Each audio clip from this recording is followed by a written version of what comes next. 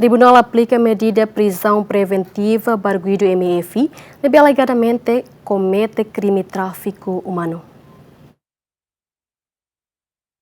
Tribunal Primeira Instância de Licestane realiza primeiro interrogatório para cidadão estrangeiro feito ida ao inicial MF, nebe desconfia komete crime tráfiku umanu e a fronteira Batugede. E o primeiro interrogatório, Tribunal hatunda espaço onde aplica medida coação prisão preventiva, onde continua o processo de investigação para caso, também o Tribunal recata que é indício suficiente para crime tráfico humano. Mas bem parte da defesa lá aceita a medida, não se halo recurso, também a arguida declara katak, e ela comete crime nebema que o Ministério Público acusa banha. O Ministério Público acusa a arguida, o crime de tráfico humano.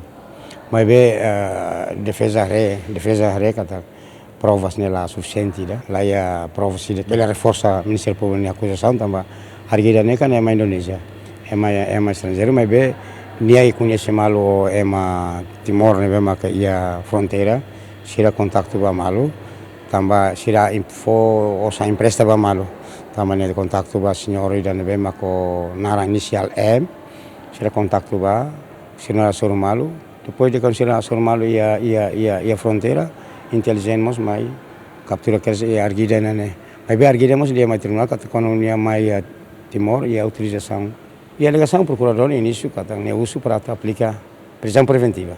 Para razão, mas nessa ainda também é uma cidadão indonesiana, nem bela desviar quando for livre banha, nem bela dificultar a investigação, então uso para prisão preventiva. Mas defesa mantém a medida que você não vê, mas cada qual ali, mas primeiro, bela aplica a apresentação periódica ou se lá coordena o embaixador indonesiano aqui para arguir muito que lo é para depois bela gente a investigação clara. Mas o tribunal não é diferenciou da reunião não e aplica a prisão preventiva. Ou se há recurso verano, com certeza o aceita com a decisão tribunal e a lei federal prazo 30 dias para o recurso e a decisão ou a despacho Tuir cronologia caso ne acontece e a fronteira Batugede, bainhira arguida comunica ela ao cidadão balum husi Timor, o de foti osan husi arguida. Primeiro interrogatório ne presídio husi juiz José Quintão, arguida reta na assistência legal husi defensor público Estáquio Guterres, no Ministério Público representa husi procurador Luiz Gouveia.